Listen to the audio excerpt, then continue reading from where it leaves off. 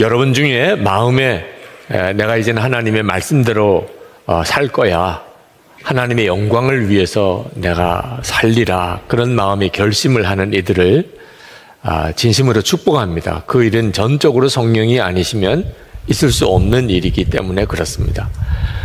마음에 하나님 기뻐하는 뜻대로 하나님께 영광을 돌리며 살기를 원하는 그런 결심을 하는 이들을 하나님이 위로하고 또 격려하기 위해서 주신 성경이라고 보여집니다. 시편 108편이 그렇습니다.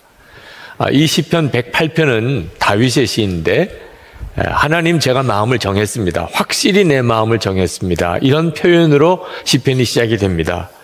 1절에 보면 하나님, 나는 내 마음을 정했습니다, 진실로 나는 내 마음을 확실히 정했습니다. 이 고백은 바벨론의 포로로 잡혀갔던 다니엘을 연상시키는 표현이기도 합니다. 다니엘이 바벨론의 포로로 잡혀갔는데 아주 똑똑한 총명한 소년인지라 바벨론의 관원들이 이 다니엘을 특별 왕궁에서 교육을 시켜서 앞으로 그 바벨론의 여러 지도자로 중에 한 사람으로 쓰려고 그가 왕궁에 들어가게 됩니다. 근데 문제가 하나 생겼습니다. 왕궁에서 먹는 모든 고기는 다 우상신전에 바쳐진 제물이었습니다. 하나님의 말씀에 우상에게 바쳐진 제물을 먹지 말라 하였기에 다니엘로서는 심각한 고민이 된 겁니다.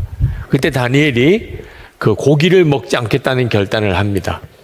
다니엘서 1장 8절에 다니엘은 뜻을 정하여 왕의 음식과 그가 마시는 포도주로 자기를 더럽히지 아니하리라 하고, 다윗도 뭔가 이런 큰 결단을 한 것 같습니다.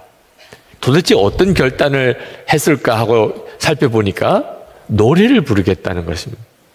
1절 하반절에 보면 내가 가락에 맞추어서 노래를 부르렵니다.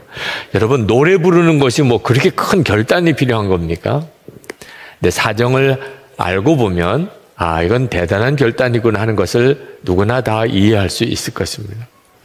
지금 다윗이 처해진 형편이 9절에 보면 모압이나 에돔이나 블레셋이 연합하여 다윗을 치러 올라온 상황임을 알 수가 있습니다. 다윗이 이제 막 왕으로 이제 세워진 직후였던 것 같습니다. 다윗은 준비가 되어져 있지 않습니다. 그런데 엄청난 대군이 자기를 치러 올라왔습니다. 그때 다윗의 마음에는 하나님마저도 나를 버리신 건가, 그런 생각을 했었을 정도입니다. 11절 12절에 보면 하나님, 우리를 정말로 내버리신 것입니까? 하나님, 주님께서 우리 군대와 함께 나가지 않으시렵니까? 사람의 도움은 헛되니 어서 우리를 도우셔서 이 원수들을 물리쳐 주십시오. 이런 처지에 있었던 겁니다, 다윗이. 그런데 다윗이 노래하겠다. 하나님, 제가 마음을 정했습니다. 저 하나님을 노래하겠습니다. 이렇게 결심을 했다는 겁니다. 여러분, 타이타닉에 대한 영화를 보셨을지 모르겠습니다. 그 영화 속에 배가 침몰해 가는 마지막 순간까지 그 배의 악단장이었던 월레스와 그의 단원들이 찬송가, 내 주를 가까이 하게 하면 그 찬송가를 연주하는 장면을 아마 기억하실 것입니다. 그 일은 생존자들에 의해서 증언되어진 내용입니다. 사실인 거죠. 이제 배가 침몰하고 수많은 사람이 죽게 되고, 그리고 최후의 구명보트에 타려고 많은 사람들이 몰려드는 그때 그 상황, 극심한 두려움에 사로잡혀 있는 바로 그때 월레스와 그의 악단은 자기들 스스로가 구명정을 타려고 달려가지 아니하고 연주를 시작을 합니다. 내 주를 가까이 하게 하면 그 찬송을 연주하는 동안 죽음의 극한 공포에 사로잡혔던 그 많은 승객들의 마음속에 놀라운 평강도 임하고 주님을 바라보는 역사가 일어나게 된 거죠. 이게 성도들이 가지고 있는 놀라운 찬양입니다. 다윗에게 있어서 이렇게 노래하겠다고 그가 결심을 한 것은 자기 영혼이 깨어나기 위해서라고 했습니다. 여러분, 1절 하반절 맨 마지막에 보면 내 영혼아 깨어나라. 2절에 검은 거야 수금아 깨어나라. 내가 새벽을 깨우련다. 이런 고백이 나오는데 다윗이 진짜 걱정했던 것은 환난이기도 하지만 정말 두려웠던 것은 하나님에 대한 확신이 무너져 가고 있는 자기 자신의 영혼이었습니다. 다윗이 영혼을 깨우겠다고 하는 말은 하나님에 대한 믿음을 내가 다시 한번 회복하겠다 그런 뜻입니다. 영혼이 죽었다, 영혼이 깨어났다는 것은 뭘 가지고 말하는 거죠? 하나님에 대한 믿음이 생겼다, 없어졌다는 것을 말하는 것입니다. 여러분, 우리가 정말 우리 스스로를 점검해야 되는 것은 우리 자신의 영혼입니다. 사람이 죄를 짓고 하나님께 불순종함으로 영이 죽었습니다. 그 결과가 뭡니까? 하나님이 안 믿어지는 겁니다. 하나님을 일부러 안 믿으려는 게 아니고 하나님이 안 믿어지니까 안 믿는 것입니다. 그런데 자기 죄를 회개하고 예수 그리스도를 영접하면 그 영이 삽니다. 영이 살면 하나님이 믿어지는 거죠. 마귀가 우는 사자같이 믿는 자를 삼키려고 한다고 했는데 그 마귀가 뭘 삼키려고 하는 것일까요? 우리의 믿음입니다. 하나님에 대한 우리의 믿음입니다. 욥기를 보면 마귀가 욥을 시험합니다. 재산 다 뺏어가고 그리고 자녀들 다 죽고 종들 다 죽고 그리고 욥에게는 악창이 생깁니다. 근데 마귀가 원했던 것은 욥의 재산이나 욥의 자녀들이 아니었습니다. 욥에게 하나님을 저주하고 하나님을 떠나라는 것입니다. 하나님에 대한 믿음을 뺏어가겠다는 것입니다. 이것이 영혼이 죽었다는 것입니다. 랜디 알콘이 쓴 행복이라는 책에 보면 어느 신문 독자 기고 안에 실린 글을 그가 거기에 인용하고 있습니다. 이런 글이 실렸습니다. 행복이란 집에 조금 늦었다고 부모에게 초죽음을 당하지 않는 것이다. 행복이란 나만의 방이 있는 것이다. 행복이란 나를 믿어주는 부모가 있는 것이다. 행복이란 간절히 바라던 전화가 걸려오는 것이다. 행복이란 나도 다른 사람들처럼 옷을 잘 입는 것이다. 이런 행복이 나에게는 없다. 15세의 불행한 소녀. 며칠 뒤에 그 똑같은 컬럼란에 13세 소녀가 쓴 글이 탑신처럼 올랐습니다. 행복이란 걸을 수 있는 것이다. 행복이란 말할 수 있는 것이다. 행복이란 볼 수 있는 것이다. 행복이란 들을 수 있는 것이다. 불행이란 이 모든 것을 다 할 수 있으면서도 자신이 행복하지 않다는 15세 소녀의 편지를 읽는 것이다. 나는 말할 수 있고 볼 수 있고 들을 수 있지만 걸을 수는 없다.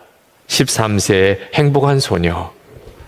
여러분, 영혼이 살아있는 사람과 영혼이 죽은 사람은 똑같은 상황에서 전혀 다른 생각을 하게 된다는 거죠. 다윗이 정말 두려워했던 것은 하나님에 대한 확신이 무너지는 거예요. 대적이 몰려오는 것보다 더 심각한 문제였어요. 그래서 다윗이 찬양하겠다는 것입니다. 찬양은 영혼을 깨웁니다. 그리고 새벽을 깨우련다 그랬습니다. 새벽을 깨운다는 말은 어둠이 물러가고 그리고 환한 날이 다가오는 거죠. 바울과 실라가 빌립보에 가서 부활의 주님을 전하다가 감옥에 붙들려 가서 지독하게 매를 맞고 한밤중이 되었을 때 그 바울과 실라는 그 상황에서 하나님을 찬양합니다. 그리고 그 감옥에 지진이 일어나 옥문이 활짝 열리고 간수장이 예수를 믿는 역사가 일어났죠. 찬양은 새벽을 깨웁니다. 어둠이 물러가고 새날이 오는 거죠.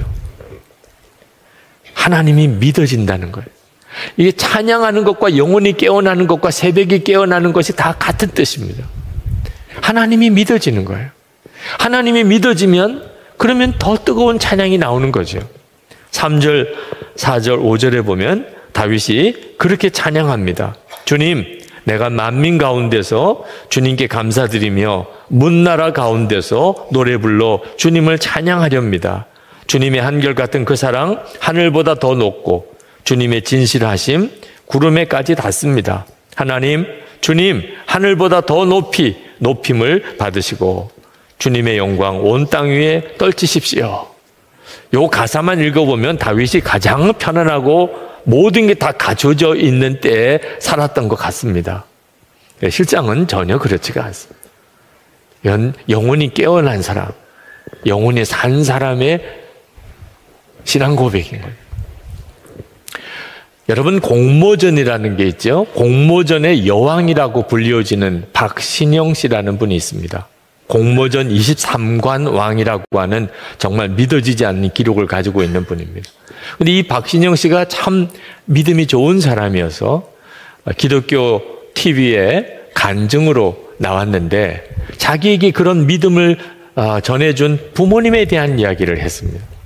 그 박신영 씨의 아버지는 늘 무슨 질문을 하든지 신영아 하늘을 바라봐 그렇게 대답을 한다는 겁니다. 아빠, 친구들이랑 요즘에 많이 어려운 일이 생겼어요.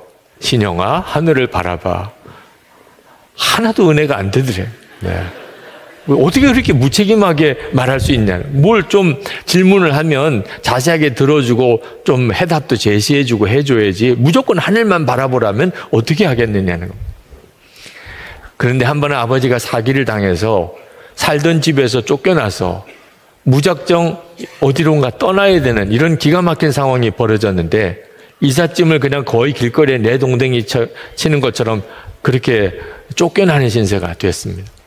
겨우 몇 가지 이삿짐을 챙겨서 차에 싣고 그리고는 아버지가 이제 출발을 하는데 갈 데가 없는 거예요. 갈 곳이 없이 그냥 출발하는 겁니다. 근데 아버지가 하는 이야기가 하나님이 예비해 놓으신 곳으로 간다는 거예요. 아니, 하나님이 어디를 예비해 놓으셨는데 신영아 하늘을 바라봐. 너무 짜증이 나더래요. 그래서 엄마한테 막 짜증을 부렸대요. 엄마 좀 어떻게 좀 해봐 엄마. 그랬더니 엄마가 하는 이야기가 하나님이 순적하게 인도하실 거야. 무슨 하나님이 순적하게 인도해. 엄마 돈 있어?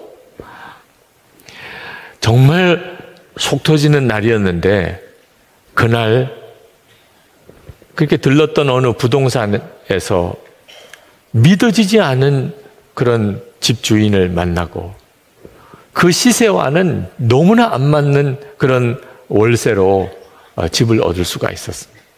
그날 밤에 그 집에 들어가서 자면서 하나님이 순적하게 인도하셨구나. 믿지 않을 수가 없었어요. 그런 어려운 일이 생길 때 하늘을 바라봐. 이 말은 너무 막연한 거죠. 형편이 좋을 때는 뭐 그런 말도 은혜가 될지 모르겠지만 정말 다급하고 어려울 때 어디로 가야 될지도 모르는 이런 상황에 있을 때는 신영아 내가 뭔가 좀 모아둔 돈이 있어. 뭐 이렇게 아버지가 꺼내놓든지 아니면 어떤 사람이 찾아와서 우리가 당신들을 책임지겠습니다. 뭐 이런 사람이 나타나든지 뭐 이래야 되지 않습니까?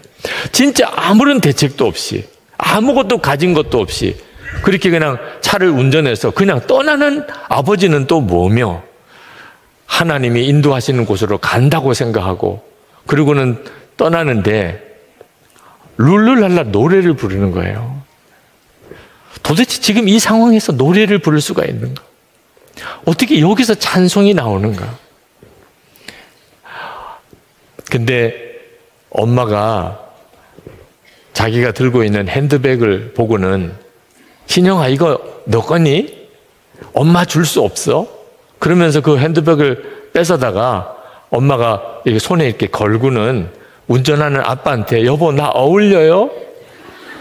지금 이럴 상황이 아니잖아요. 지금 어떤 형편에서 지금 자기들이 가고 있는데 지금 그렇게 할 상황이 아닌데 자기만 그 차 속에서 끙끙거리고 있었지 엄마 아빠는 어쩌면 그렇게 소풍 가듯이 즐거워하느냐. 그날 부모님으로부터 어떤 상황과 형편과 상관없이 누릴 수 있는 그 기쁨의 유산을 받았다는. 박신영 씨도 자라면서 여러 가지 많은 어려운 일들을 이제 겪게 되는데 어떤 일을 만나도 하나님 책임져 주실 줄 믿습니다. 그리 아니하실지라도 저희들은 하나님께 감사합니다. 이것으로 충분합니다. 그런 믿음을 가지게 됐다는 거예요. 여러분, 다윗이 그렇게 사모했던 믿음, 어떤 환난이 오든지 간에 하나님이 믿어지는 확신, 이것이 오늘 다윗이 우리에게 전해주려고 하는 메시지입니다. 다윗도 마음이 흔들릴 때가 있었어요. 그도 역시 사람이기 때문에. 그래서 이 시편 108편을 읽어보면 다윗이 정말 다급한 상황에 있었구나. 살려주세요. 하나님 죽겠어요. 하나님 빨리 도와주세요. 그런 다급한 기도를 하나님께 올려드렸던 것도 우리가 볼 수 있습니다.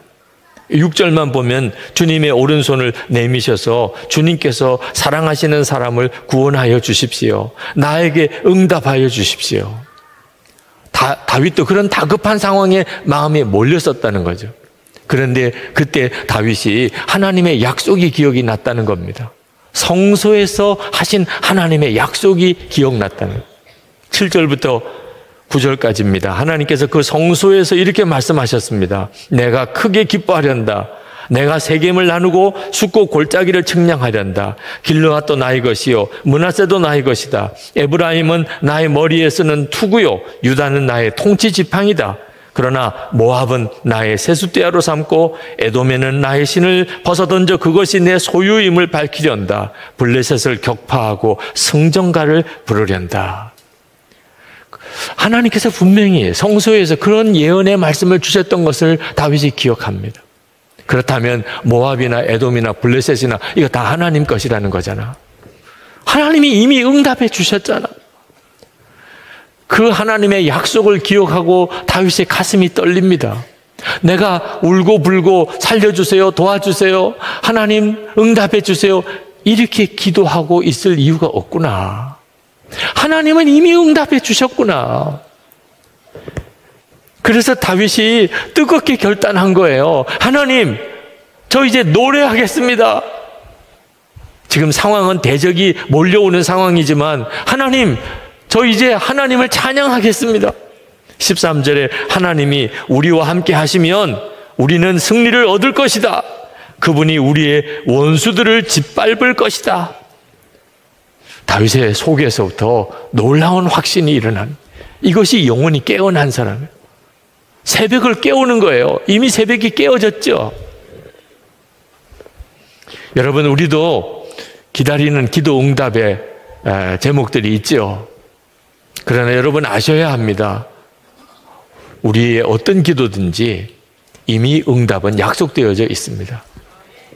로마서 8장 32절에 자기 아들을 아끼지 아니하시고 우리 모든 사람을 위하여 내주시니가 어찌 그 아들과 함께 모든 것을 우리에게 주시지 아니하겠느냐. 다윗에게 성소에서 하나님이 약속해 주셨다면 우리는 하나님의 말씀을 통해서 분명하게 약속해 주셨어요. 하나님께서 독생자를 우리를 위해서 내어주셨다면 뭘 더 아낄 것이 있겠냐. 독생자도 주셨는데 우리 기도에 뭘 도대체 하나님이 주저하고 아낄 것이 있겠느냐. 응답 그 자체가 예수님이신데 그 예수님이 이미 내 안에 임하셨는데 이미 응답은 받은 거나 마찬가지죠. 이 사실을 진짜 믿는다면, 그렇다면 살려주세요, 도와주세요, 힘들어요, 죽겠어요, 이렇게 할 게 아니라는 겁니다. 찬양하겠습니다. 주님, 제가 어떤 처지에 있든지 제가 하나님을 찬양하겠습니다. 그게 맞죠.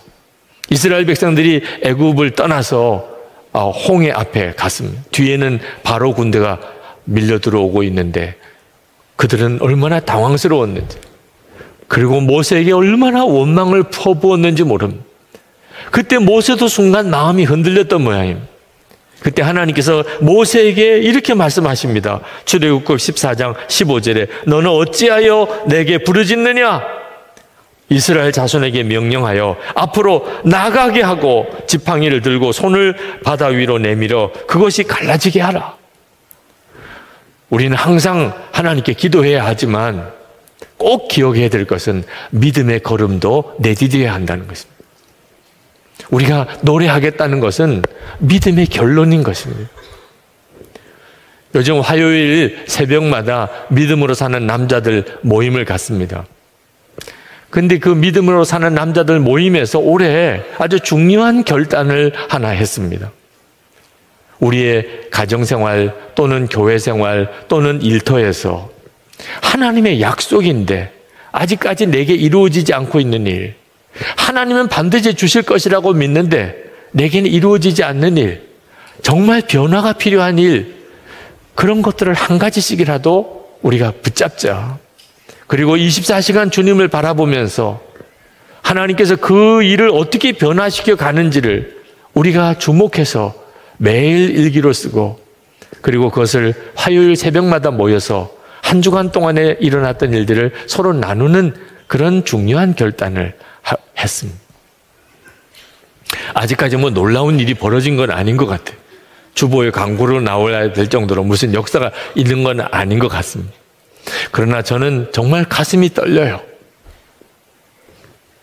그렇게 한다는 것 자체가 얼마나 엄청난 역사를 가져오게 될 것을 알게 되기 때문에. 여러분, 하나님은 우리가 믿음으로 어떤 일을 결단하는 일을 통해서 하나님의 역사를 이루십니다. 어떤 어려움이 우리에게 닥쳐올지 모르지만, 하나님, 저도 오늘 결단합니다. 시편 108편에서 다윗에게 받은 도전, 저도 하나님을 노래하겠습니다. 여러분 안에 이 결단이 있으시기를 축복합니다. 결단은 우리의 가야 될 길을 밝히 보여줍니다.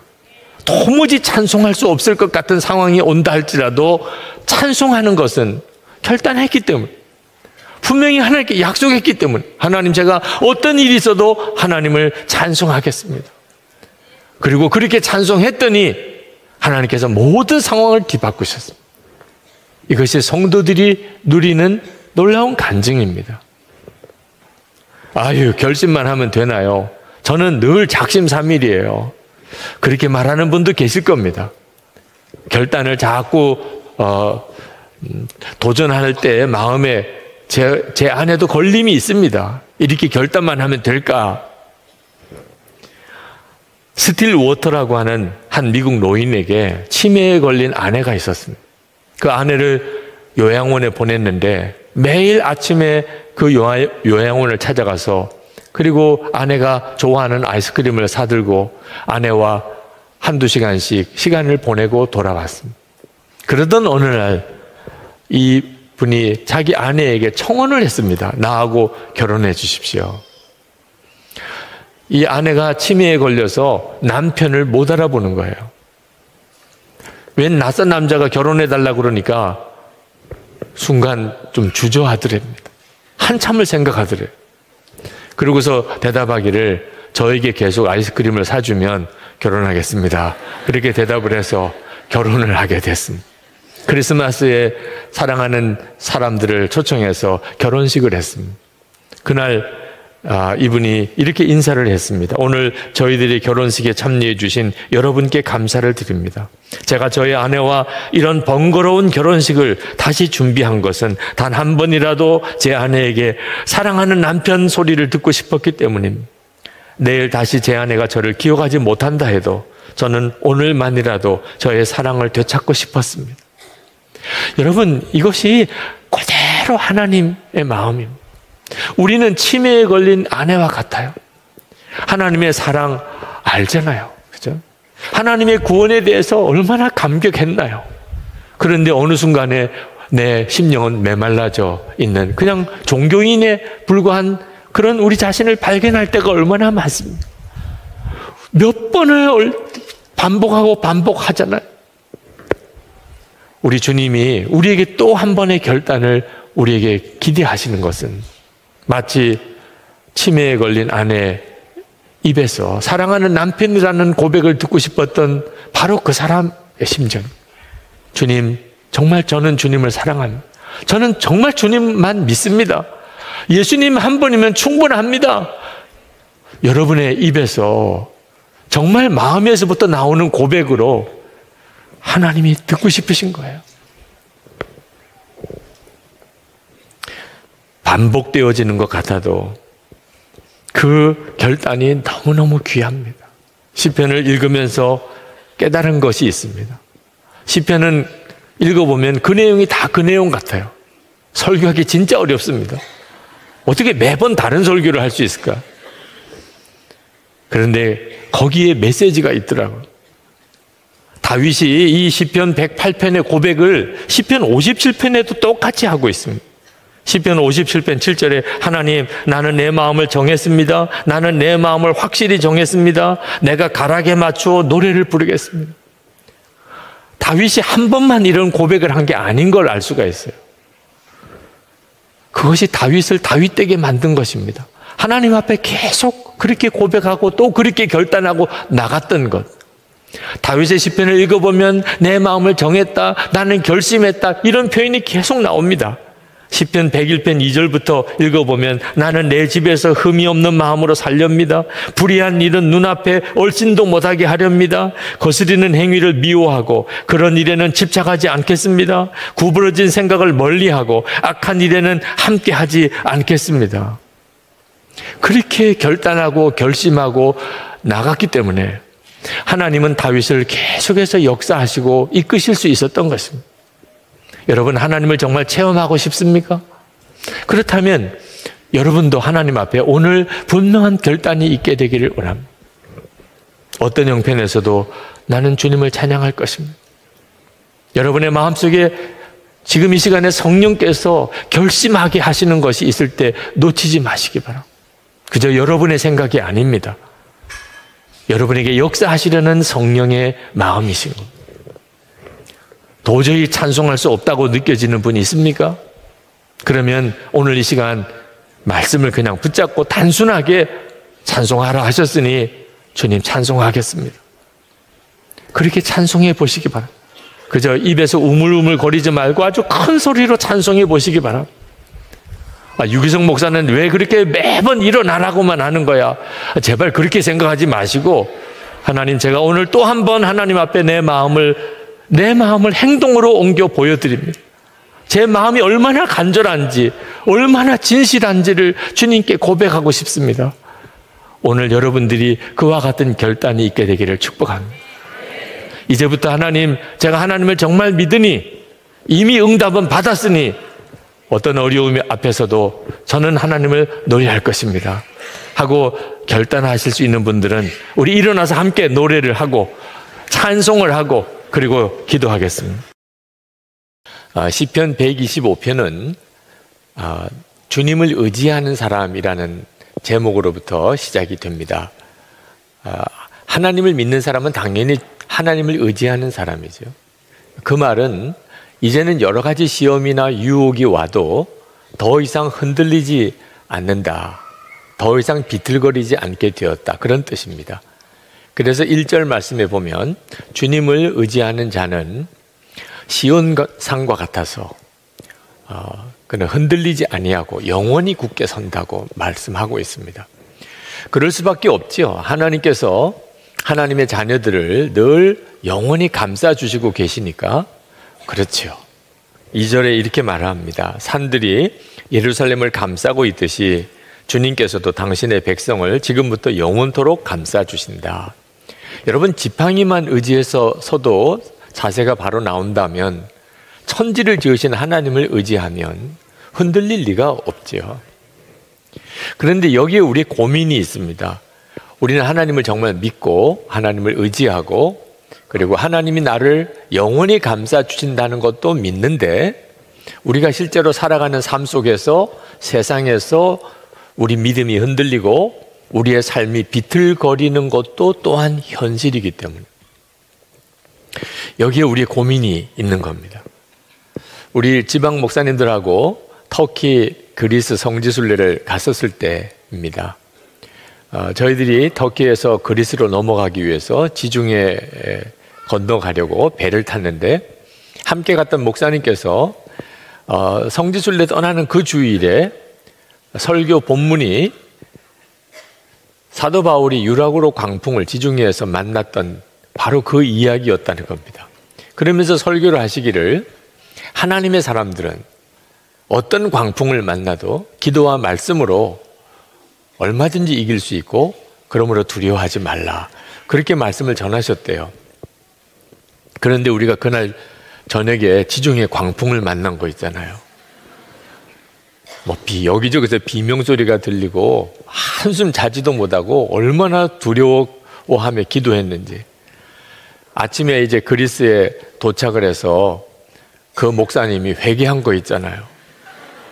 내가 너무 모르고 설교했었다.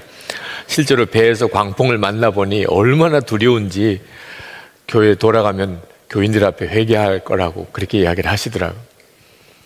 여러분이 정말 하나님을 믿고 하나님을 의지하는 자인지, 그래서 시온산처럼 흔들리지 아니하고 영원히 서 있는 자인지는 광풍을 만나봐야 압니다.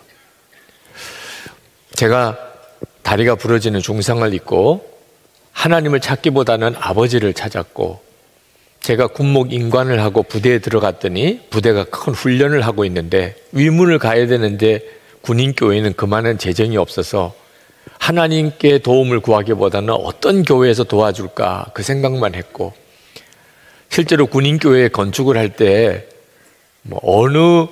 어느 사람이 혹시 큰 헌금을 해서 도와주려나 그 생각만 했지 하나님을 바라보고 의지하지 않았던 것이 저에게 있어서는 정말 연단의 이유였기도 했습니다.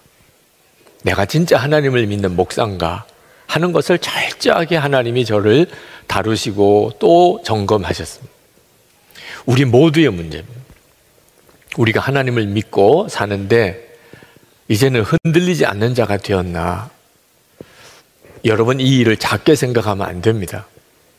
우리가 하나님을 믿고 그리고 하나님이 우리를 영원히 감싸 주시지만 우리가 세상에서 살아가는 동안에 계속 비틀리는 일, 또 흔들리는 일이 생기는 이유는 마귀가 성도라도 교회라도 어떻든지 흔들리게 만들고 비틀거리게 해서 무너뜨리려고 하고 있기 때문에 그렇습니다.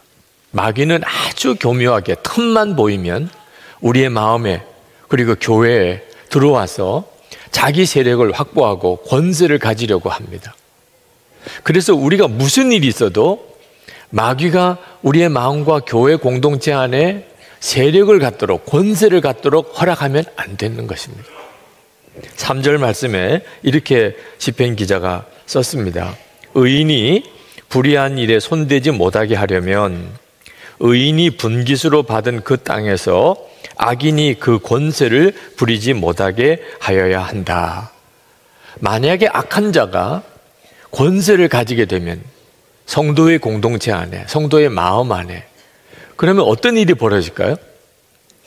하나님을 정말 믿어야 되냐 하는 믿음이 여지없이 흔들리게 됩니다. 끝까지 하나님의 말씀을 붙잡고 인내할 힘을 다 잃어버리게 됩니다. 결국은 악한 자를 다 따라가게 되어버리고 말 것입니다. 그러므로 우리가 무슨 일이 있어도 악한 자가 우리 교회 공동체 안에서 권세를 갖게 해서는 안 됩니다. 지금 한국교회가 겪고 있는 위기가 바로 그 문제 때문에 온 겁니다. 정신을 똑바로 차려야 합니다. 그런데 교회가 문제가 될 것뿐만 아니고 우리들의 마음이 먼저 중요합니다. 악한 자가 내 속에서는 권세를 가지고 있지는 않은가? 여러분, 악한 자가 우리 속에서 어떻게 권세를 가질 수 있을까요? 악한 자가 우리에게 강제로 밀고 들어와서 우리를 지배하는 걸까요? 예수를 믿고 나면 결코 그런 일이 일어날 수가 없습니다. 우리는 이미 하나님의 생명싸개 아래 보호받는 자고 하나님께서 우리를 지키시는 자입니다. 그런데 어떻게 악한 자가 성도의 마음과 교회 공동체 안에 권세를 가질 수 있을까요? 우리가 허락했기 때문입니다. 우리는 더 이상 죄의 종로로 타는 자가 아닙니다. 우리의 옛사람은 이미 십자가에 예수님과 함께 죽었습니다. 우리는 이제 예수님의 생명으로 사는 자가 되었습니다. 그러나 우리의 육신의 죄성은 여전히 있습니다. 우리도 똑같이 욕심이 있고, 그리고 음란하고, 그리고 거짓되고, 그리고 이기적이고, 그리고 교만하고, 우리 속에 있는 이 죄성이 여전히 있습니다. 그 죄성의 종이 아닐 뿐이지 죄성이 없는 사람은 없습니다. 마귀가 그것을 건드리는 겁니다. 그때 우리가 마귀의 역사를 분별하지 못하고 마귀를 따라가게 되면 그러면 마귀가 우리 안에 권세를 가지게 되는 거죠. 여러분, 가룟 유다가 예수님의 제자로 3년 동안 주님과 함께 살며 주의 말씀을 들으며 주님의 놀라운 이적들을 다 보았는데 결국은 그 은 30에 예수님을 팔아버리게 됩니다. 세상에 어떻게 이런 일이 일어날 수 있죠? 가룟 유다가 원래 그 피가 반역자의 피기 때문에 그렇습니까? 그렇지 않습니다. 가룟 유다는 예수님이 가리고 뽑은 12제자 중에 한 사람이에요. 가룟 유다는 똑똑한 사람이었고 그리고 그 공동체의 재정을 맡았을 정도로 신임을 받았던 사람이에요. 그는 그런 제자였던 것입니다. 그런데 그가 그만 마귀가 넣어주는 생각을 분별하지 못하고 그리고는 마귀의 종이 되어버린 거죠. 예수님께서 마지막 식사를 하실 때 아주 무거운 마음으로 제자들에게 너희들 중에 나를 팔 자가 있다. 청천벽력 같은 말씀을 하셨습니다. 그때 제자들이 너도 나도 주여 저니까 주여 저니까 그렇게 물었는데 가룟 유다도 주여 저니까 그렇게 물었던 사람입니다. 예수님께서 제자들에게 말씀하기를 내가 떡을 떼어서 포도주에 찍어 주는 그 자가 나를 팔 자다. 그렇게 말씀하시고는 떡을 떼어서 포도주에 적셔서 가룟 유다에게 주었습니다. 그때 가룟 유다가 그 떡을 받고 그리고 마귀가 가룟 유다 속에 들어갔다고 그랬습니다. 자, 참 이상한 일이죠. 예수님께서 왜 가룟 유다에게 그렇게 공개적으로 떡을 떼어서 바로 내가 나를 팔 자야 이렇게 하셨을까요? 그것은 가룟 유다에게 마지막 기회를 주고 싶었던 것입니다. 예수님은 마귀가 가룟 유다의 마음에 예수를 팔려는 생각을 넣어주는 것을 아셨습니다. 가룟 유다가 그것을 떨쳐버리지 않고 그 생각을 품는 거예요. 예수를 팔까 말까 갈등하고 있는 것을 예수님이 아셨어요. 몇 번 경고하셨습니다. 가룟 유다가 빨리 마귀의 유혹에서 떨쳐버리고 주님을 붙잡기를. 이제 마지막 순간이 온 겁니다. 그래서 예수님께서 가룟 유다에게 마지막 사인을 준 거예요. 내가 다 알고 있다. 빨리 돌이켜. 그래서 떡을 가룟 유다에게 떼어준 겁니다. 그런데 가룟 유다가 그걸 덥석 받아버린 거예요. 어떻게 받을 수가 있죠? 그 순간에 가룟 유다가 주님이 다 알고 계시구나. 그리고는 주님 앞에 꼬꾸라져서 무릎을 꿇고 주여 제가 품지 말아야 될 생각을 했었습니다. 제가 정말 가지지 말아야 될 그런 생각을 하고 있었습니다. 용서해 주십시오. 그렇게 해야 마땅한 일이잖아요. 그런데 그 떡을 받고 그리고는 끝난 거예요. 마귀가 완전히 가룟 유다를 사로잡아 버리니 그 다음에는 본인이 제정신이 돌아올 때까지는 사실 더 이상 가룟 유다 자신이 아니었던 거죠. 본래부터 가룟 유다는 배신자가 아니었습니다. 그런데 마귀의 역사를 분별하지 못하고 붙잡으시는 주님의 손은 뿌리치고 마귀를 붙잡으니 결국 예수님을 은 30에 판 제자가 되어버린 겁니다. 지금도 가룟 유다처럼 정말 붙잡아야 될 주님의 손은 붙잡지 않고 세상을 기웃거리고 그리고 악한 자가 심어주는 생각을 품고 그렇게 비틀거리고 흔들리며 사는 성도들이 너무나 많습니다. 여러분, 어린아이가 아버지 손을 붙잡고 놀이공원에 갔다가 그 아버지 손을 버리고 엉뚱한 아저씨 손을 붙잡고 가게 되는 그 아이의 처지가 어떨까? 여러분 다 상상이 되지요? 그 얼마나 끔찍한 일입니까? 그런데 지금 현재 수많은 성도들이 실제로는 그렇게 살고 있다는 거예요. 믿기는 하나님을 믿는다고 하지만 실제로는 세상을 믿고 돈을 믿고 쾌락을 의지하고 그렇게 사는 거예요. 여러분 안에 정말 하나님께서 어떻게 여러분을 이끄시고 인도하시기를 원하시는지를 오늘 말씀을 통해서 여러분이 분명하게 볼 수 있게 되기를 바랍니다. 정말 선한 사람, 정직한 마음을 가지고 살기를 힘써야 합니다. 4절 말씀해 보면 주님, 선한 사람과 그 마음이 정직한 사람에게 은혜를 베풀어 주십시오. 선한 사람과 정직한 마음을 가진 사람에게 하나님의 은혜가 임합니다. 그런데 우리 자신이 마음을 지키지 않으면, 그러면 나도 모르는 사이에 완전히 마귀 종노릇하고 마귀 따라다니다가 비틀거리는 삶을 사는 거죠.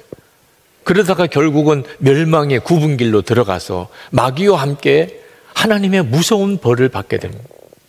5절 말씀에 보면 주님, 비틀거리며 굽은 길을 가는 자를 벌하실 때에 악한 일을 하는 자도 함께 벌받게 해주십시오. 결국은 이런 처지가 되어버리고 마는 거죠. 러시아가 공산혁명이 일어나기 바로 그 당시에 러시아는 겉으로는 하나님을 정말 잘 믿는 나라 같았습니다. 거리 이름도 성경에서 따오고 음식 이름조차도 성경에서 따오고 무슨 물건 하나를 만들어도 성경 이름 따서 이름을 붙이고 그랬던 나라입니다. 그런데 공산혁명이 일어납니다. 125만 명의 러시아의 황족들과 귀족들과 장군들이 시베리아, 영하 40도 이하의 시베리아 벌판으로 쫓겨가게 됩니다. 근데 그때 그들이 뭘 가져갔는 줄 아십니까? 화차에, 수백 대의 화차에 황금 보석을 싣고 갔습니다. 그들은 시베리아 광야에서 다 죽었어요. 결국 그들이 진짜 믿은 게 뭡니까? 돈이라는 거예요. 돈이면 살 줄 알았고 다시 회복될 줄 알았던 거죠. 겉으로는 하나님을 믿는다고 하면서. 여러분, 이게 남의 일인 줄 아십니까? 우리가 하나님을 믿는다고 하면서도 실제로 우리는 돈 하고 사는 겁니다. 돈이 나를 살리는 줄로, 돈이 나에게 행복을 주는 줄로 여기고, 그것 때문에 서로 그렇게 부부싸움하고 형제들끼리 싸우고 교인들끼리 그 문제 때문에 계속 죄짓고. 이제는 우리가 정말 정신 차려야 합니다. 내가 도대체 뭘 붙잡고 있는 건지를 분명히 해야 합니다. 여러분, 무슨 일이 있어도 여러분의 마음에 악한 자가 권세를 갖게 하면 안 됩니다. 우리는 악한 자의 종 아닙니다. 죄의 종 아닙니다. 예수를 믿었다면 우리는 이미 죄의 종에서 완전히 벗어난 사람. 그래서 나는 죽고 예수로 사는 겁니다. 더 이상 죄의 종노릇 하던 옛사람 나는 죽었고, 죽었으니 우리가 어떻게 종입니까? 이제는 부활의 주님의 그 생명으로 사는 자가 된 거죠. 그러니 여러분, 유혹이 올 때 육신을 가지고 사니까 유혹이 옵니다.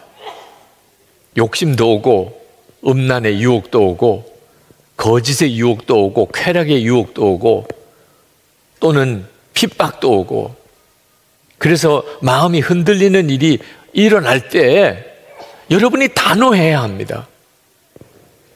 사탄아, 나는 너와 상관없어. 나는 너의 종 아니야. 예수님께서 내 왕이셔.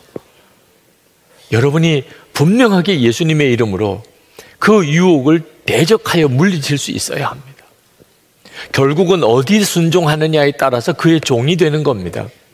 로마서 6장 16절에 너희 자신을 종으로 내주어 누구에게 순종하든지 그 순종함을 받는 자의 종이 되는 줄을 너희가 알지 못하느냐.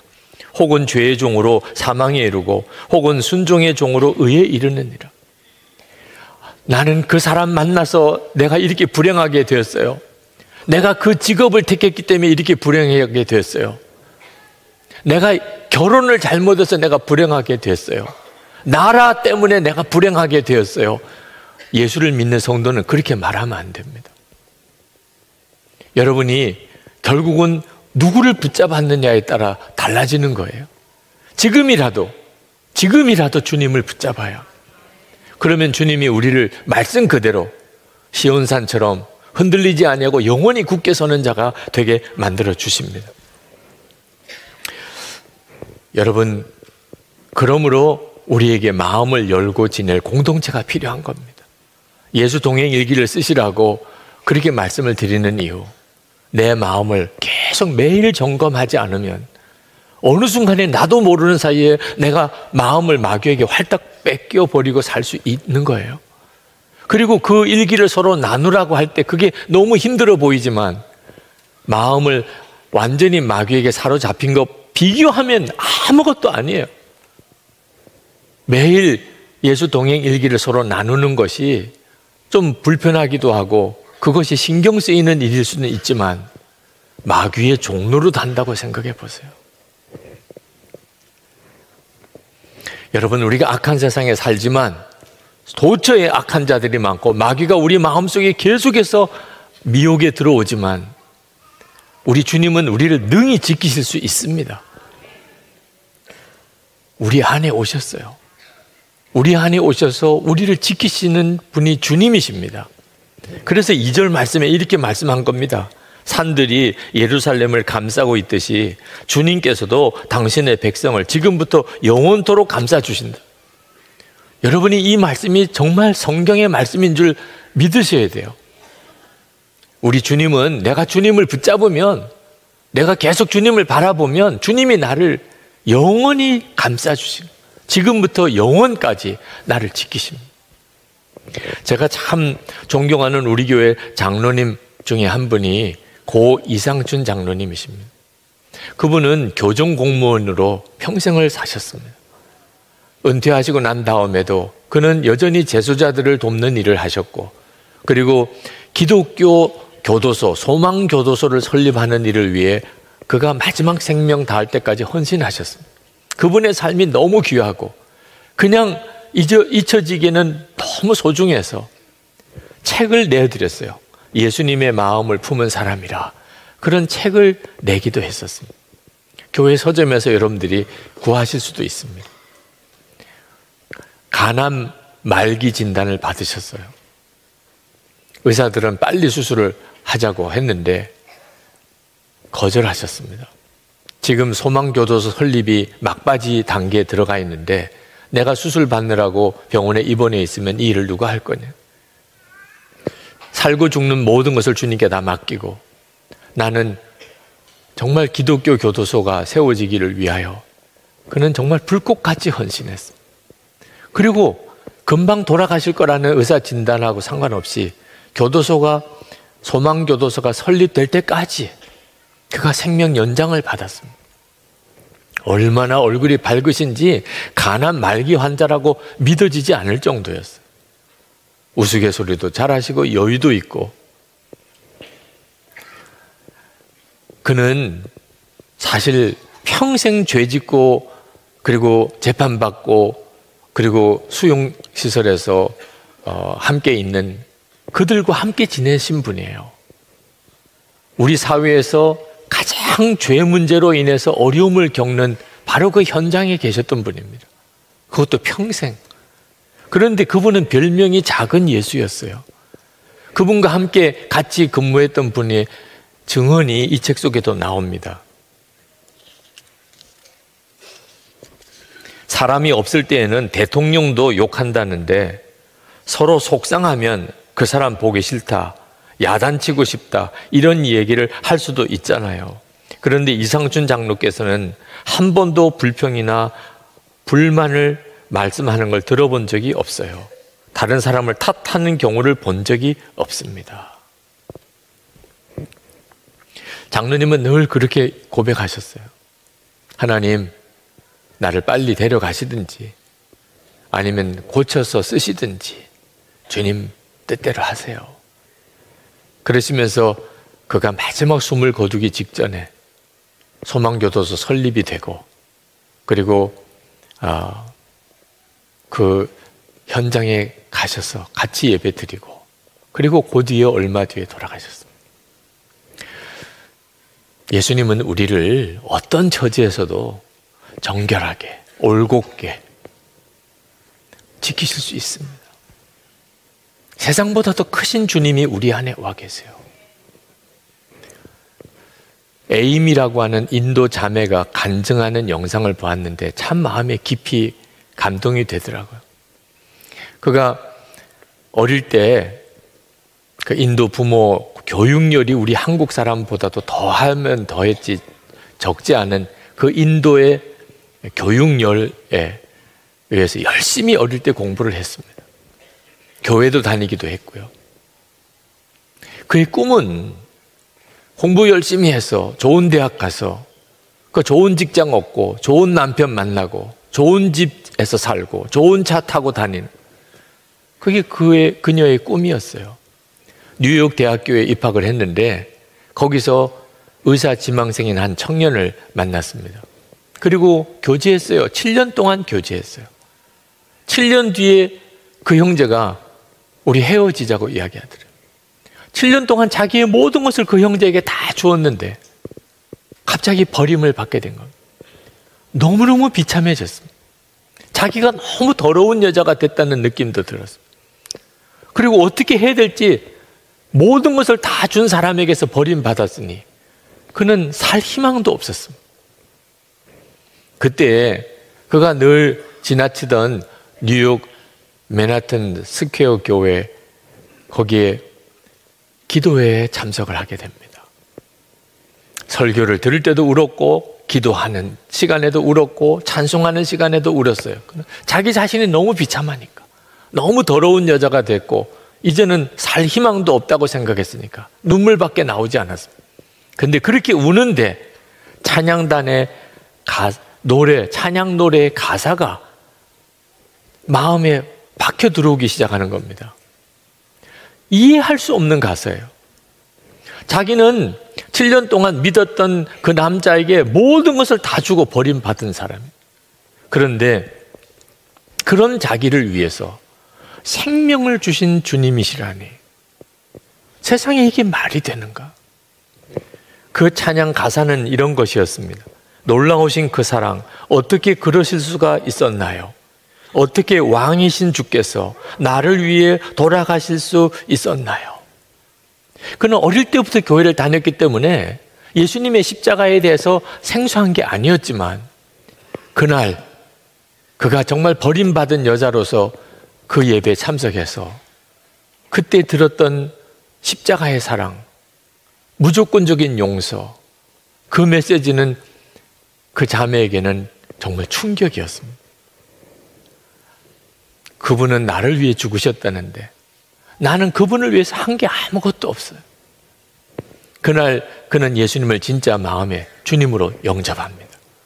그리고 인생이 완전히 바뀌어져 버렸어요. 지금은 전 세계를 다니면서 하나님의 말씀을 전하는 사역자가 됐어요.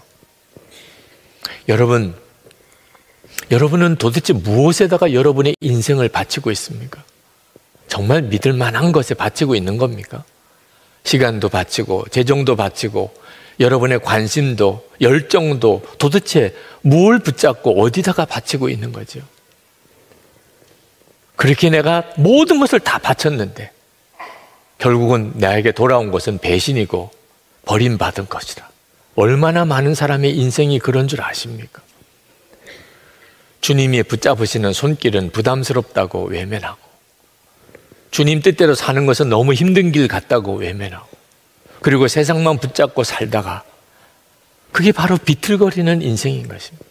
그리고 굽은 길로 가서 결국은 악한 자와 함께 멸망의 자리로 들어가는 거죠.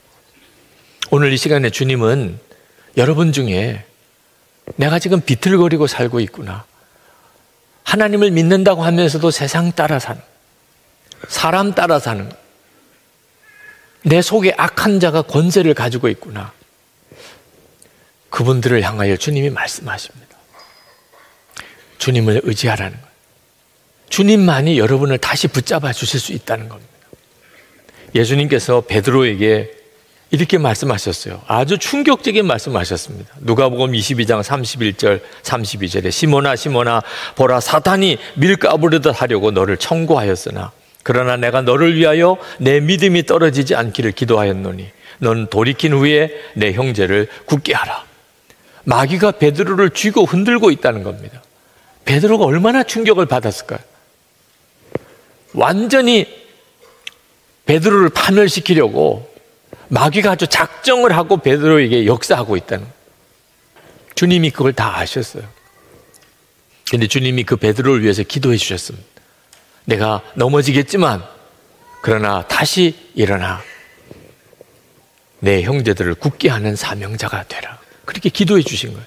실제로 베드로는 예수님을 3번이나 부인하고 저주까지 하는 처지에까지 빠지고, 그리고 완전히 낙심해서 그리고는 주님을 떠났죠. 그런데 주님이 그 베드로를 다시 세우셨습니다. 비틀거리는 정도가 아니고 완전히 무너져 쓰러진 베드로를 주님은 다시 세우셨어요. 그리고 초대교회의 위대한 사도를 쓰셨잖아요. 여러분 중에 나는 하나님의 계획에 이제는 없을 거야, 나를 아신다면 나를 쓰실 리도 없을 거야, 받아주시지도 않을 거야, 그런 사람이 있다면 오늘 주님께서 여러분을 향하여 초청하시는 것을 여러분이 믿음으로 받으시기 바랍니다. 여러분 중에 한 사람도 하나님은 관심 밖에 두신 사람이 없습니다. 그 분명한 증거로 주신 게 오늘 성찬입니다. 여러분이 성찬을 안 받겠다고 하면은 안 받게 됩니다. 의무적으로 받으시라는 것도 아닙니다. 그러나 하나님은 정말 살아계시고 나를 사랑하시고 예수님은 나를 위해 십자가에 죽으셨고 내 모든 죄를 사하시고 나를 하나님의 자녀답게 살게 하신다고 하는 사실을 믿는 사람은 한 사람도 예외 없이 성찬의 복을 다 받은 사람. 여러분 마음속에 내가 그렇게 하나님에게 붙잡혀지기를 원합니다. 이제는 비틀거리고 살지 않고 시온산처럼 흔들리지 아니하고 영원히 굳게 서는 자가 되기를 원합니다. 오늘 시편 149편을 가지고 말씀을 나눌 때 여러분의 삶 속에 승리를 주시는 하나님, 예수 그리스도 안에서 여러분에게 승리의 삶을 살게 하시는 하나님에 대한 찬양이 뜨겁게 일어나게 되기를 축복합니다. 이 시편 149편은 하나님을 찬양하는 찬양시이면서 특별히 하나님이 우리의 임금님이시다, 우리의 왕이시다고 하는 사실을 노래하고 있습니다. 2절 3절에 보면 이스라엘아 창조주를 모시고 기뻐하여라, 시온의 주민아 너희의 임금님을 모시고 큰 소리로 즐거워하여라, 춤을 추면서 그 이름을 찬양하여라, 소구치고 수금을 타면서 노래하여라, 그렇게 말합니다. 하나님은 온 우주 만물의 창조자이시면서 우리의 왕이시라는 겁니다. 그러니 춤을 추고 기뻐하며 찬양할 일이라는 겁니다. 이유가 뭔가? 하나님이 우리의 왕이시라는 이 고백은 우리가 어떤 어려운 일을 만날지라도, 우리에게 어떤 어려운 일이 닥쳐올지라도 하나님이 우리를 지키시고 우리를 보호하시고 우리를 책임져 주시고 우리로 하여금 승리하게 해주신다는 의미입니다. 그러니 진짜 춤을 추고 노래할 일이죠. 4절 말씀에 주님께서 당신의 백성을 보시고 기뻐하신다, 눌림받는 약한 사람에게 승리의 영광을 안겨주신다. 우리가 하나님의 백성이라면 하나님은 우리의 왕이신 거죠.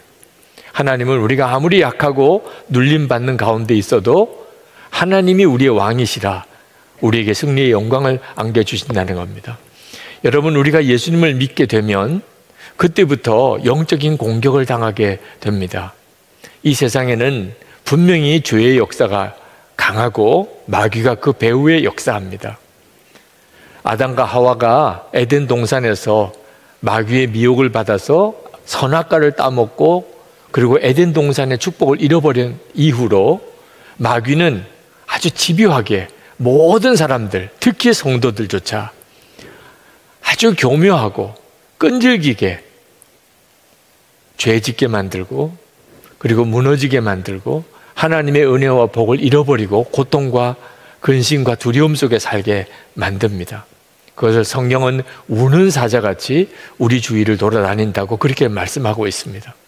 그런데 우리는 너무 약합니다. 마귀와 싸우기에는 너무 나약합니다. 그러나 여러분 두려워하지 마시기 바랍니다. 하나님은 우리의 왕이십니다. 그래서 우리를 능히 지키시고 보호하십니다. 그래서 우리가 잠을 잘 때도 아주 편안하게 기쁨으로 노래하면서 잠을 자게 만들어 주십니다. 5절 말씀에 성도들아 이 영광을 크게 기뻐하여라, 잠자리에 들어서도 기뻐하며 노래하여라. 사도 바울은 이 승리는 예수 그리스도 안에서 하나님이 주시는 것이라고 그랬습니다. 우리가 죄와 싸우고 세상과 싸우고 그리고 육신과 싸우고 마귀와 싸워서 이기는 것이 아니고 승리는 예수님 안에서 하나님이 주시는 것이란. 고린도전서 15장 57절에 우리 주 예수 그리스도로 말미암아 우리에게 이김을 주시는 하나님께 감사하노니. 용서만 주신 게 아닙니다. 분명히 주님은 우리에게 이김을 주셨다고 그랬습니다. 그래서 예수를 믿는 성도에게는 이기는 자의 분위기가 있습니다. 이기는 자에게는 독특한 분위기가 있습니다. 기쁨이 있고 감사가 있고 용서가 있고 사랑이 있고 그 모든 것이 다 함께 찬양으로 올려집니다.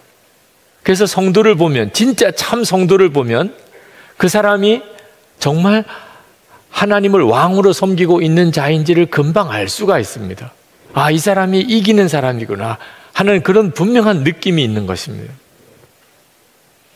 하나님이 왕이심을 믿는 성도들의 입에는 항상 하나님께 드릴 찬양으로 가득합니다. 6절 앞부분에 성도들의 입에는 하나님께 드릴 찬양이 가득하고 그랬습니다. 그래서 우리는 혼자 있을 때도 찬송하고 함께 모여서도 찬송하는 겁니다. 오늘도 하나님께 드리는 예배의 거의 대부분은 찬송인 것입니다. 우리가 그렇게 찬송할 때 우리에게 세상을 이기는 승리가 있습니다. 6절 하반절부터 9절까지 이렇게 말씀합니다. 그 손에는 두 날을 가진 칼이 들려 있어 문 나라에게 복수하고 문 민족을 철저히 심판한다. 그들의 왕들을 족쇄로 채우고 고관들을 쇠사슬로 묶어서 기록된 판결문대로 처형할 것이니 이 영광은 모든 성도들의 것이다. 할렐루야. 이것이 세상에서 영적 싸움을 싸우고 있는 성도들의 고백입니다. 하나님이 성도들에게 주신 은혜입니다. 우리가 하나님께 찬양하는 것은 하나님이 우리의 왕이라고 하는 고백입니다. 성도들의 특징인 거죠. 시편 23편에 보면 다윗이 내가 사망의 음침한 골짜기를 다닐지라도 해 받을 것을 두려워하지 않는다고 노래했습니다. 하나님이 자신의 왕인 것을 분명히 믿었기 때문에. 역대하 20장에 보면 여호사밧 왕이 모압과 암몬 연합 대군이 그 이스라엘을 치러 들어왔을 때 처음에는 다 죽는 줄 알고 낙심했다가 하나님의 선지자가 전쟁은 하나님의 것이라고 그렇게 선포하는 말씀을 붙잡고 담대함을 얻었습니다. 하나님이 왕이시구나. 그래서 그 다음 그 대군과 대항해서 전쟁터로 나갈 때 이스라엘 군사들 맨 앞에 성가대를 세웠습니다. 전쟁터로 나가면서 맨 앞에 성가대를 세우고 찬양을 하면서 그 전쟁터로 나갔습니다. 활 한 번 쏘거나 칼 한 번 휘둘러 보지 않고 모압 암몬 대군이 스스로 자기들끼리 죽고 죽이면서 다 죽어버렸습니다. 느헤미야는 하나님을 여호와를 기뻐하는 것이 너희의 힘이라. 이것이 바로 성도들의 삶의 특징입니다. 여러분, 마음이 힘들고 삶에 어려움이 오고 때때로 악한 영적인 공격을 여러분 당해서 힘들어질 때 영분별을 잘해야 합니다. 안개가 자욱하게 깔렸을 때 사방 1km에 있는 안개를 다 모아보면 물 한 컵 정도밖에 안 된다는 겁니다. 그러니까 물 한 컵 정도의 물이 안개로 사방 1km를 가득 채우는 거죠. 실제로는 아무것도 아닌데 우리의 눈에는 그게 엄청난 것처럼 보인다는 거죠. 실제로 우리가 세상에 사는 동안에 우리가 맞부딪히는 여러 가지 고난들, 어려움들, 마귀의 시험들, 공격들, 우리의 간담을 서늘하게 만드는, 두렵게 만드는 것들이 영적으로는 실제로는 아무것도 아니라는 것입니다. 우리에게는 예수 그리스도께서 왕이십니다. 그러므로 여러분 힘들고 어려울 때 예수 그리스도를 주목하셔야 합니다. 하나님은 여러분을 사랑하셔서 독생자까지 내어주셨습니다. 예수님은 여러분을 죄와 저주에서 구원하시려고 십자가에 친히 달려 피 흘려 죽으시면서 우리를 구원하셨습니다. 성령 하나님께서 우리가 이 세상에서 승리하며 사는 삶을 살게 해주시려고 우리를 도우시려고 우리 안에 임하셨습니다. 그러니 하나님께서 우리를 그냥 내버려 두실 리가 없습니다. 이것이 진짜 믿어져야 하는 것입니다. 사실 안 믿을 수도 없을 만큼 너무나 분명한데도 우리가 예수님이 나의 왕이시라는 고백이 분명하지 않는 바람에 우리가 세상의 죄의 종노릇하고 그리고 고난 앞에서 스스로 두려워하고 무너져 버리는 것입니다. 제가 예비군 훈련을 받을 때 거기서 아주 신실한 형제 하나를 만났습니다. 그는 모태신앙인이고 성령 체험도 했던 사람이지만 그는 한동안 자기가 예수 믿는 사람이라는 것을 다른 사람에게 전혀 드러내지 않고 살았다고 했습니다. 이유는 은밀한 죄에 사로잡혀 있었기 때문입니다. 그는 혼자 있을 때나 또는 출장을 갔을 때나 항상 어떤 유흥가를 배회했었다는 겁니다. 하나님이 지켜보고 계실 거다. 그런 마음에 두려움이 마음속에 있긴 했지만 언제나 죄 짓는데 발걸음이 빨랐습니다. 음란의 유혹을 도무지 이기지 못하고 은밀한 죄를 짓고 사는 자기 자신이 너무 창피해서 예수 믿는다는 말도 못하고 살았습니다. 어느 날 그가 음란한 죄를 짓고 너무 마음이 비참해지더랍니다. 내가 이렇게 살면 안 되는데 그런 생각이 드는데 너무 마음이 고통스러워서 하나님께 눈물의 기도가 나오더랍니다. 하나님 저를 용서해 주세요. 제발 저를 좀 붙잡아 주세요. 자기가 생각하기에도 너무 가증하더래. 조금 전까지 그런 더러운 짓을 하고 지금 하나님 앞에 이렇게 기도하는 게 맞을까? 그러면서도 다른 방법이 없는 거예요. 자기 자신을 어떻게 추스려야 될지, 어떻게 이런 죄를 이겨야 될지 도무지 알 수가 없는 거예요. 그렇게 하나님 앞에 탄식의 기도를 정말 간절히 드린 이후에 정말 놀라운 일이 일어나기 시작하더라는 겁니다. 하나님께서 자기가 도무지 극복하지 못하는 이런 은밀한 죄를 이길 수 있게 역사하기 시작하는 것을 경험하기 시작한 겁니다. 한 번은 그렇게 옛날에 다니던 그 술집을 찾아갔는데 문이 닫힌 거예요. 그때 마음에 하나님이 막으시나? 자기는 분명히 그냥 그 술집까지 간 거예요. 그런데 하나님이 막아주시는구나. 그런 생각이 들더래요. 한 번은 음란한 죄를 지으려고 가누고 있는데 목사님을 만난 거예요. 집사님 어디 가세요? 그러는데 말을 못하고 자기가 막 당황해하면서 마음속에 하나님이 막으시나? 그런 생각이 들더래요.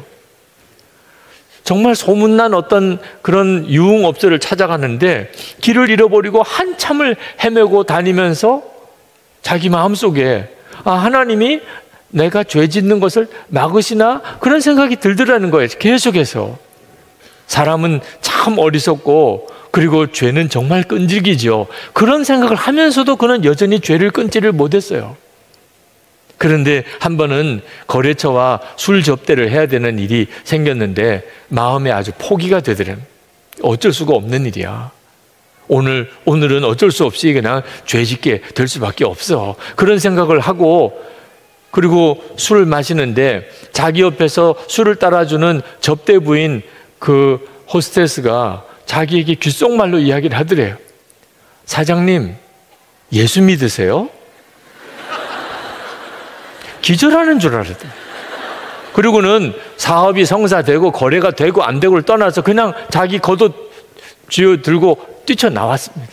하나님께서 자기 앞에서 너무나 분명하게 자기의 모든 것을 보고 계시다는 것이 느껴지는데 견딜 수가 없더래요. 그리고 그때부터 여전히 자기 속에는 음란한 죄의 역사가 있지만 더 이상 죄에 끌려가지 않게 됐다는 거예요. 저를 보면서 울면서 고백했어요. 저는 진짜 나쁜 놈입니다. 그런데 예수님께서는 저를 절대로 포기하지 않으신 거예요. 죄의 유혹이 있지만 저는 정말 죄를 지을 수가 없는 상태에 있습니다. 주님이 나와 함께 하시는 게 너무나 분명하게 느껴지기 때문이에요. 여러분 진짜 죄를 이기고 육신을 이기고 세상을 이기고 마귀를 이기고 그렇게 살고 싶습니까? 그게 정말 그렇습니까? 여러분의 진짜 소원입니까? 그게 중요해요. 여러분이 진짜 그걸 원하는지, 죄를 이기고 세상을 이기고 여러분 자신을 이기고 마귀를 이기고 그렇게 살고 싶으냐 말이에요. 진짜 여러분이 그렇게 원한다면 그건 여러분의 기도가 될 거예요. 암에 걸렸을 때 암을 고쳐달라고 하는 기도, 가족이 죽게 됐을 때 가족을 살려달라고 하는 기도, 소원이니까 기도가 되잖아요. 정말 여러분이 이기고 그렇게 살고 싶습니까? 하나님은 용서만 해주신 게 아니고 승리도 주셨다는 사실을 믿고 나도 그렇게 살게 해주세요. 그게 진짜 소원이면 하나님은 반드시 여러분에게 승리를 주십니다. 여러분이 그것을 정말 원하시면. 사도 바울은 고린도후서 4장 7절에서 우리가 이 보배를 질그릇에 가졌으니 그랬습니다. 우리 자신이 질그릇 같아요. 어쩌면 그렇게 죄에 연약하지요? 어쩌면 그렇게 유혹을 잘 받지요? 어쩌면 그렇게 겁이 많지요? 어떻게 그렇게 어리석지요? 우리는 진짜 질그릇 같아요.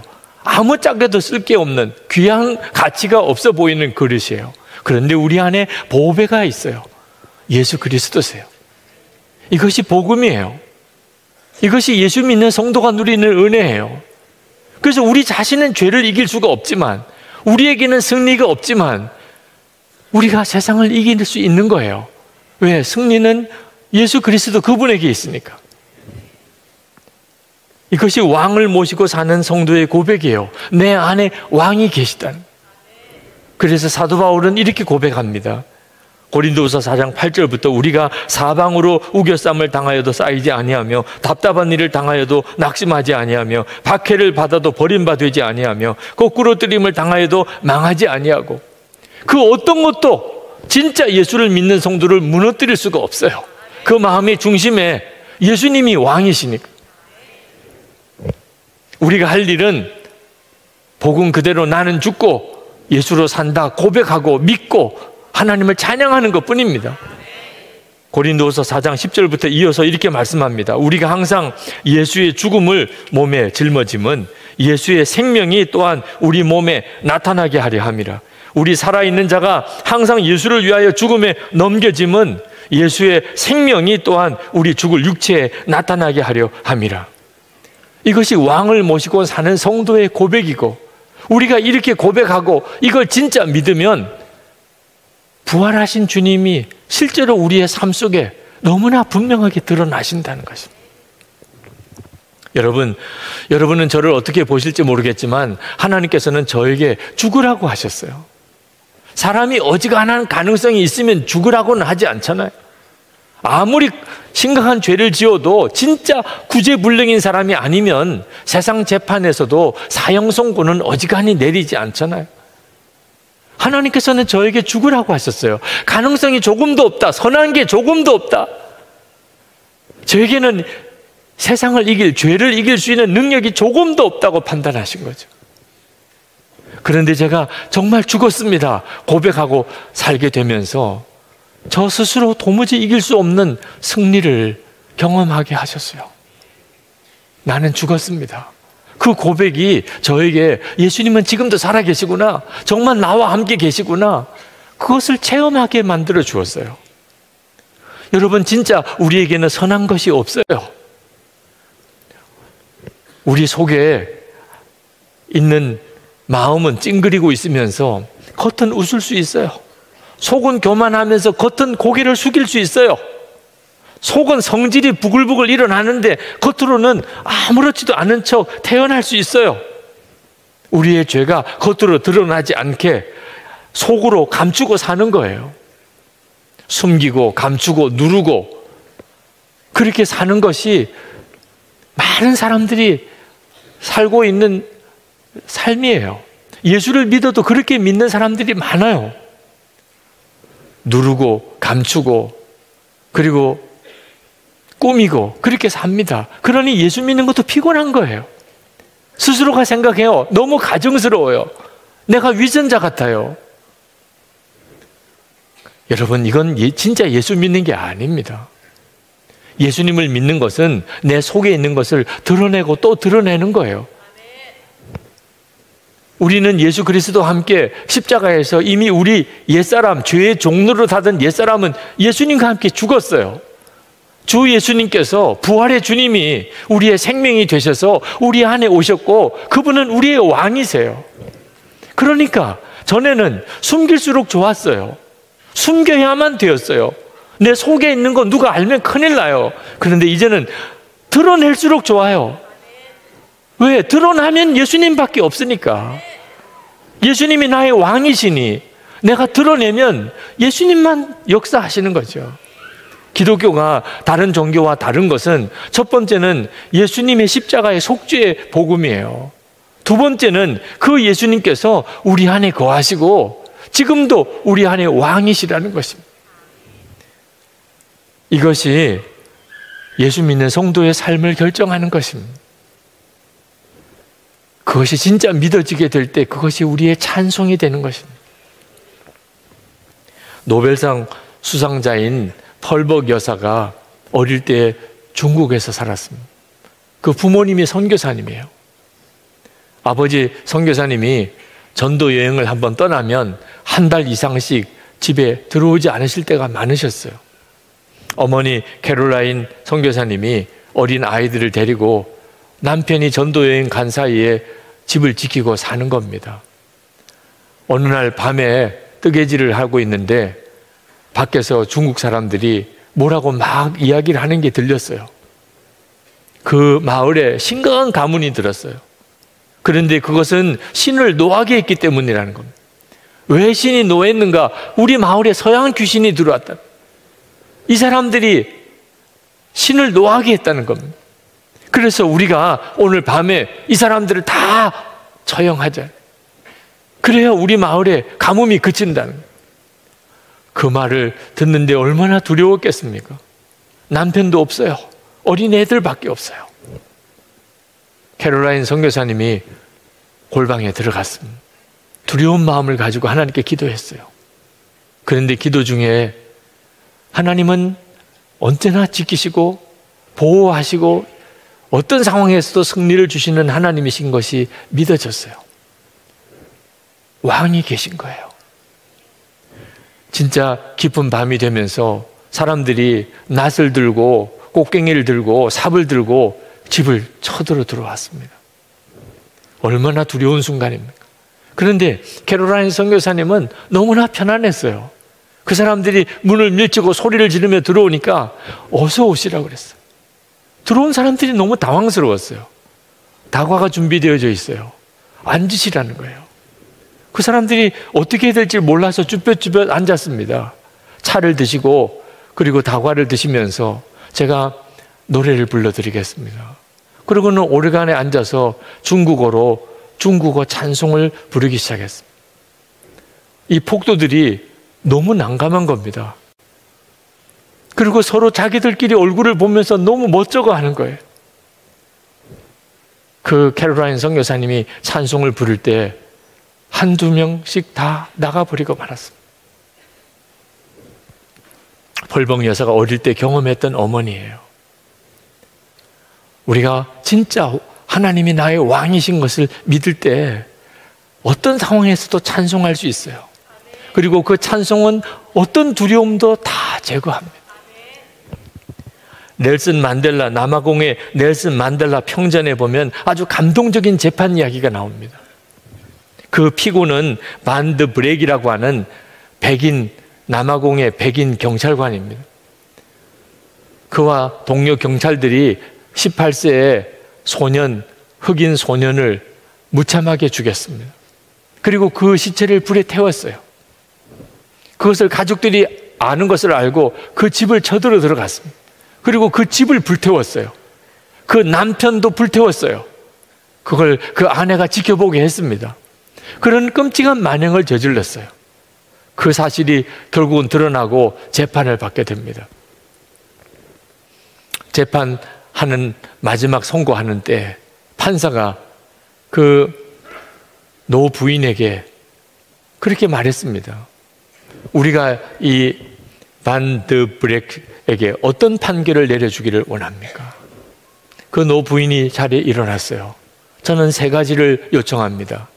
판사님, 3가지를 요청합니다. 첫 번째는 남편과 아들의 장례를 치르기 위해서 반드 브렉 씨가 남편의 시신을 불태운 장소로 가서 그 죄를 모아 주었으면 좋겠습니다.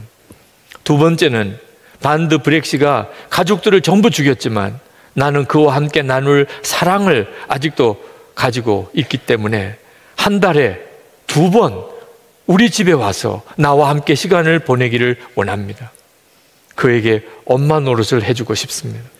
세 번째, 그가 하나님의 용서를 받았다는 것과 나도 그를 용서한다는 사실을 기억했으면 좋겠습니다.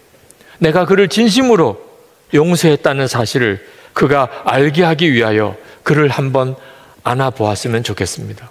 이 말을 하고 그 노부인이 자리에 일어나서 피고 속에 있는 반드 브렉 씨에게로 가는 겁니다. 그때 그 법정에 있는 어떤 한 사람이 나 같은 죄인 살리신 그 찬송을 부르기 시작했어요. 그 한 사람이 되고 2사람이 되고 사람들이 같이 따라 부르기 시작했어요. 법정 안에 나 같은 죄인 살리신 그 찬송이 울려 퍼졌어요.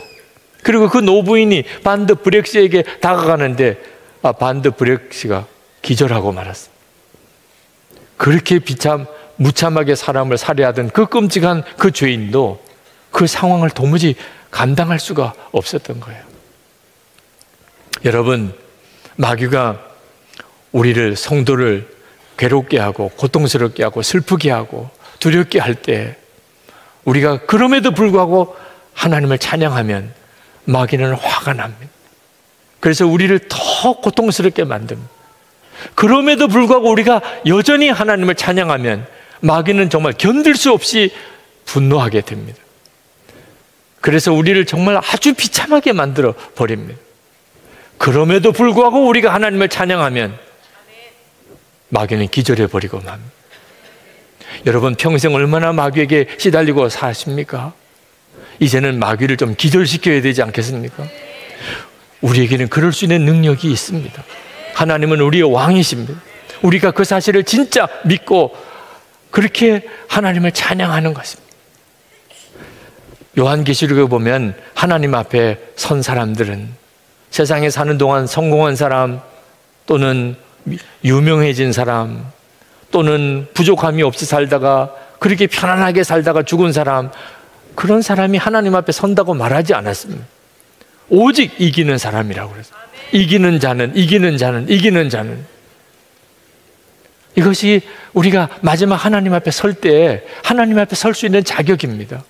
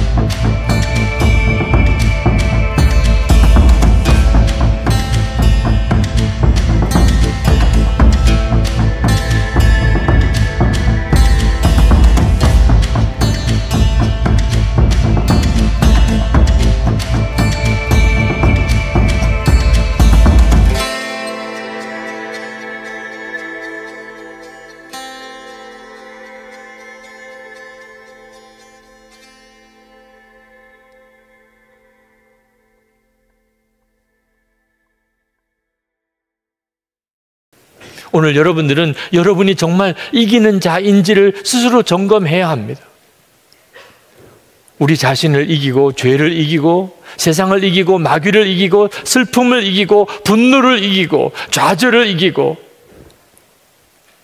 예수 그리스도 안에서 우리에게 약속된 은혜예요. 주 예수님을 바라보세요. 우리는 왕을 모시고 사는 사람들입니다. 그럴 때 우리가 사는 우리의 삶 전체는 달라집니다. 성도는 이기는 자의 분위기를 가지고 있는 사람입니다. 기쁨과 감사, 사랑, 용서, 그 모두가 담겨져 있는 찬양입니다. 오늘 이 시간 우리 함께 기도하실 때 하나님, 주님 저에게 죄에 대한 용서도 주셨을 뿐만 아니고 죄를 이기는 승리도 주셨음을 믿습니다. 오늘 이 시간 주님을 이김을 주시는 주님을 찬양하기 원합니다. 제 안에 왕이 계심을 언제나 노래하고 살겠습니다. 나는 죽고 정말 예수로 사는 자로 그렇게 살고 싶습니다. 세상을 이기게 하시고 마귀를 이기게 하소서. 슬픔을 이기고 넘어서게 하시고 좌절, 낙심, 두려움, 염려를 이기고 넘어서게 하소서. 모든 미움도 다 이기고 넘어서게 하소서.